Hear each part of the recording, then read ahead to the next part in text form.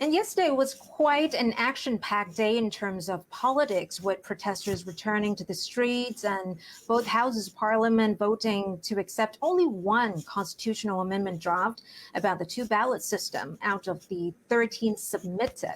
And I'm with Professor Thitinan Pongsudhirak of Chulalongkorn University to seek his views on this. Sawadee ka, Ajahn. Thanks for being here with me today. Sawadee ka. So first off, was the result something you expected? Yes and no. Yes, I was thinking that it would be the version that the Senate would agree with, because you need at least 1/3 of the senators, and it would be a version that the Palang Pracharat, the ruling party, would not disagree with. Otherwise, it just wouldn't pass. So more or less, this is a version that the Democrat Party has been behind. And I think the bigger parties, they also have a lot more MPs. So they approve this reversion to the two-ballot voting system, where you have 400 constituency MPs and then 100 party lists based on proportional representation, very straightforward, like 1997. So this would be at the expense of the smaller and perhaps even medium-sized parties. So in a way, it's surprising that there's so many bills to keep track of, draft bills. But this one got through, so we have it. I think that in the longer term, it'll bring more problems. But so we saw it yesterday, yeah. Right, and as we can see, all of other drafts were rejected, leaving only the two-ballot system. Actually, this was something that was proposed by many political parties. So why was the Democrat one the only one accepted, and not PPRP, not Pheu Thai's, for example? Yeah. So this, this draft amendments, I draw a distinction between amending the Constitution of 2017 and enacting political reforms. So amendments, what we have seen now is one amendment without reforms, right? And then this amendment came from the Democrat Party. If you can recall, we had an election in December 2007, remember? At that time, in the party list, ballot, the Democrat Party did very well. It was, I think, 133 to the 34 by Palang Prachachon at that time. So the Democrat Party, I think they've had a good record of the party list results based on the 1997 Constitution, 400, 100, and so that I think they're trying to repeat that success or that favorable result if they can.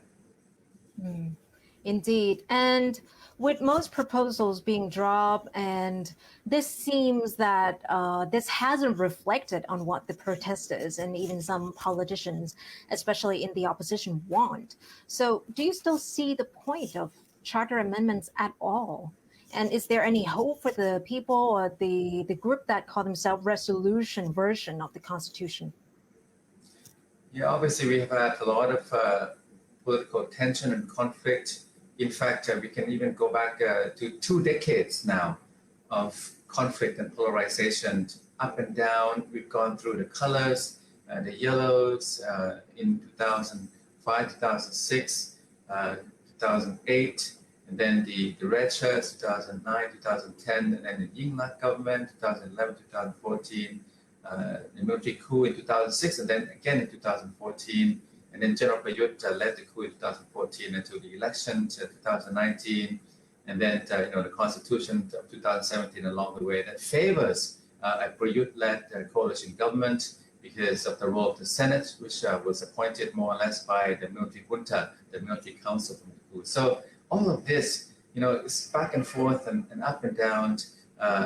In the end, we have to go back to the rules of the land, of the supreme law of the land, how the rules are shaped. And I think the rules have been manipulated and shaped during the military era, the military coup, military government, 2014, 15, 16, 17. And until those rules are adjusted and amended with a spirit of reform, political reform, for more popular-based rule, popular rule meaning the majority of the Thai electorate has to be in charge, has has to win the day. Until that happens, we will have a lot of unhappiness in Thailand. But yes, we have to, in the end, ultimately start with the rules. The problem this time is that the rules or the constitution has not been reformed. It has been amended or only on one point, a minor point, in fact. Indeed. And with all these drafts being submitted, we can see a clear split between what Palang Pracharat was proposing and what other government coalition parties like Democrat, Phumjai Thai, and Chathai Pathana were proposing. So what is your view on the strength in relationships of government coalition parties now, especially in light of all the further split of opinions and directions? Well, there have been a lot of speculations and observations that the coalition parties have some internal rifts, internal conflicts, and different coalition members have different aims, different objectives, and maybe they're not happy to stay within the coalition. We've heard a lot of that talk, but so far they've gone past the midway now. We had election in March 2019. They formed a government around mid-year 2019. This is mid-year 2021, so this is midway. And there's a good chance that the Prayut-led coalition government will just continue in office through 2021-22, and then to the next election. They might just complete a full term. I don't see a political change otherwise. I mean, coalition split could be one. General Prayut could dissolve parliament, but he has no incentive to do that because he's in charge. There's no sign of it. And the coalition parties, remember, Thai, that they have more interest, I think, to be in the coalition, in government, and in power than out of power and facing the uncertain election results. Because being in power, being in cabinet means that they have control and access to the spoils of government, budget outlays, they can spend, they can procure, they can do all kinds of things. And this is why I think they'll stay in the coalition. The price of being out of the coalition, facing election is much greater than the trouble of staying within the coalition. And speaking of which, well, even in light of Kun Thamanat's rise in power in PPRP, you think that would not create any frictions within the coalition at all? It has created tension and friction within the coalition, and within, it has been noticed widely, this case in Thai society and even within the international community. This is a glaring case of irregularity. You have a convicted and imprisoned cabinet member convicted in Australia, but yet still serving in the cabinet in Thailand. This is something that's elicits notice worldwide. But I think that this rift within the coalition, this is the same reason for staying within the coalition and having access to the budget outlays and so on. They would be willing to put up with this case of Kun Thamanat in order to stay in power. Right. And with what happened yesterday, Kajan, with protesters returning to the streets, and it turned out that they also did not get anything that they want at all coming out of Parliament yesterday. So how do you see political situation unfold from this point?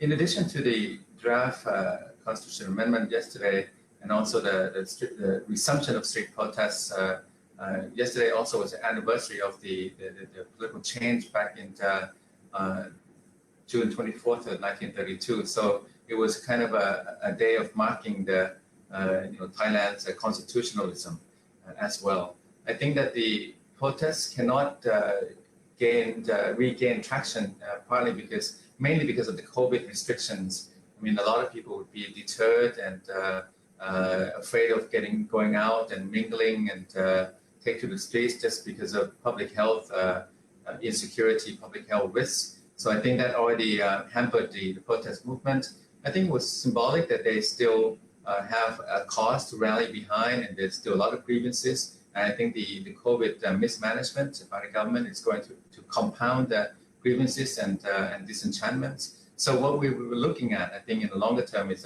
accumulating grievances and unhappiness, and I think the COVID is going to exacerbate that.